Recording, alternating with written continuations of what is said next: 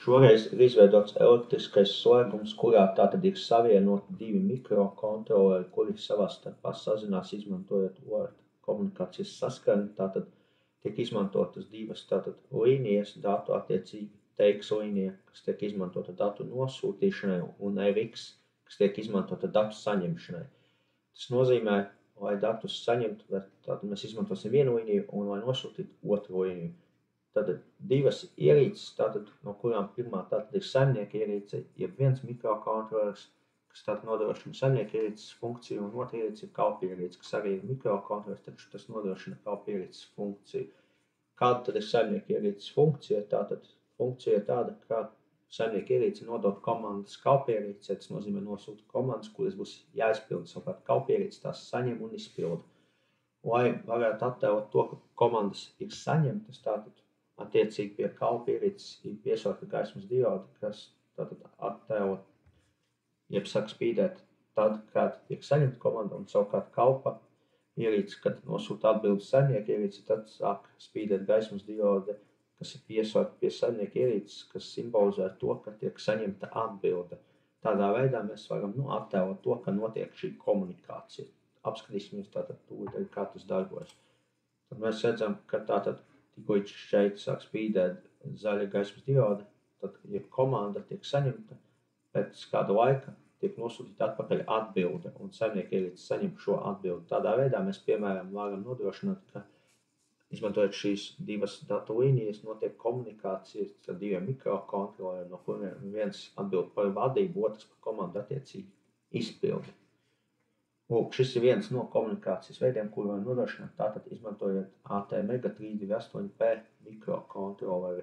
Protams, šeit var pieslēgt relējus, precīzāk relēju moduļus vai kādus citus moduļus, kurus var vadīt. Tāpat, protams, var izmantot šo UART komunikācijas saskaņu, lai sazinātos, piemēram, ar dažādiem sensoriem, citiem moduļiem, piemēram, to pašu Bluetooth moduli vai GPS moduli, kā arī citām, protams, ierīcēm, kuras atbalsta UART komunikācijas saskaņu. Tālāk, protams, apskatīsimies, kā tas ir realizēts programmas kodā.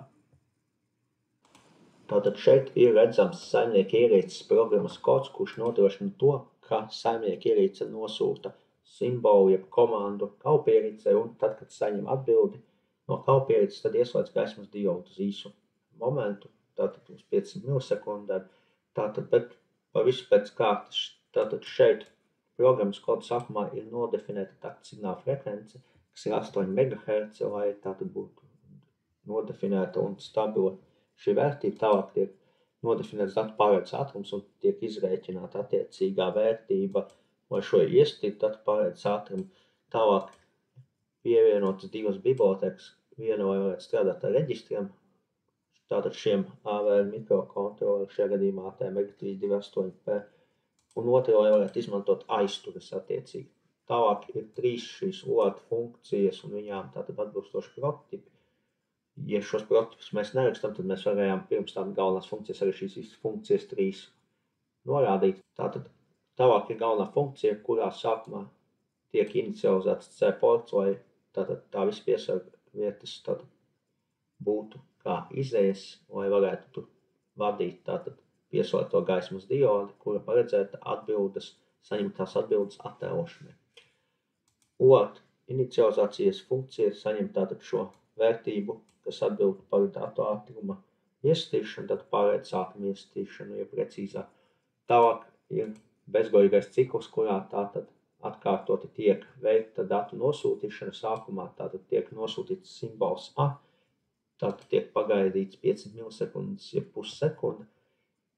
Tālāk tiek pārbaudīts, vai saņemtā atbilde ir simbols X, ja tā ir, tiek ieslēgta gaismas diode, kas pieslēgta pie C porta PC0 piesargats uz pussekundi, pēc tam tātad tiek izslēgta šī gaismas diode. Tas nozīmē, ka gaismas diode spīd tikai un vienīgi tad, kad ir saņemta šī atbilde X. Tālāk mēs šeit redzam, ka ir visas 3 nodefinētās funkcijas, kas tātad atbild par UART inicializāciju, nosūtīšanu datu un saņemšanu datu. Tātad, lai saprastu, kā katru no reģistriem nepieciešams iestīt, piemēram, šeit, lai izmantotu gan saņemšanas, gan nosūtīšanas režīmus, tad, piemēram, ir šīs funkcijas aprakstītas datorlapā. Datorlapā ir jau patiesībā gatavi pieejami arī UART komunikācijas saskanē šie piemēri funkcija, kā tad šos piemērus var izmantot un iekļaut arī programmas kodā, tajā skaitā šeit. Tālāk ir nosūtīšanas funkcija, kurā tad sākumā tiek gaidīts, kamēr datu buferis tiek atbrīvots. Tad, kad ir saņemšanas funkcija izsaukta, tad tiek gaidīts, kamēr tiek saņemti dati. Kad dati tiek saņemti, tie tiek atgriezti. Īsumā šāda ir programma, tātad šai saimnieku ierīci apskatīsim tālāk, kāda ir programma, ja programmas kods Skalpa ierīce. Šeit ir redzams Skalpa ierīces programmas kods, kura sākuma daļa ir ļoti līdzīga, arī tiek definēta taktsignāla frekvence, tiek norādīts datu pārraides ātrums, piedevām. Šeit jāliek uzsvars uz to, ka šim pārraides ātrumam ir jābūt tieši tādam pašam kā saimnieku ierīcē, lai abas šīs ierīces, abi šie mikrokontroleri varētu savā starpā saprasties, jo netiek izmantot sinhronizācijas signāls. Tas nozīmē, ka ir jābūt saskaņotam datu pārraides ātrumam. Tālāk, protams, pievienots bibliotēkas, atkal nodefinētas funkcijas. Šeit viena vairāk funkciju, bet principā arī es varēju arī šo funkciju rakstīt līdzīgi kā saimnieku ierīcē, norādīt pašā sākumā galvenajā funkcijā, pirms bezgalīgā cikla inicializēt portu.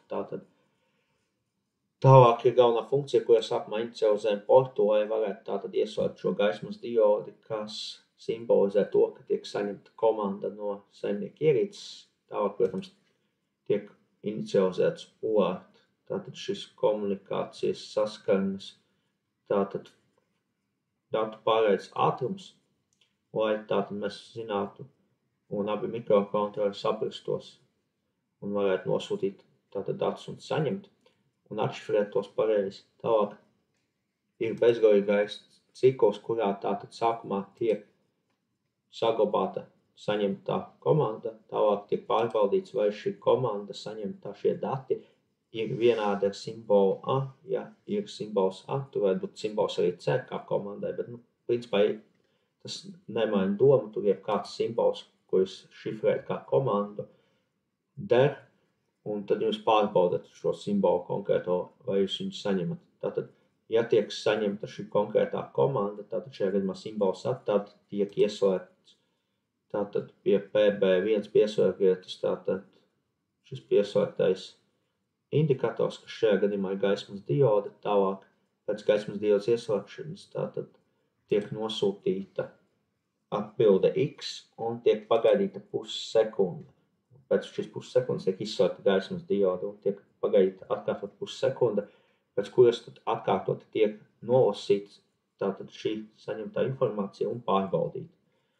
Kā jau es teicu, ports B tiek inicializēts, lai varētu izmantot tātad šo gaismas diodu, kas ir pieslēgta pie PB1 pieslēgvietas. Tātad tālāk ir līdzīgi kā arī iepriekš saimnieku ierīcē šīs trīs funkcijas - inicializācijas, saņemšanas un nosūtīšanas funkcija, lai tātad varētu gan nosūtīt, gan saņemt šīs komandas, tāpēc arī ir iespējoti abi režīmi. Atkal informācija, kā iepriekš es teicu, par reģistriem, par bitiem konkrētiem var atrast mikrokontroleru datorlapā, tur arī paskaidrots, kad un kāpēc ir jāizskata katrs no bitiem. Ja, piemēram, šeit nav saprotams, tad to var izlasīt attiecīgi datorlapā.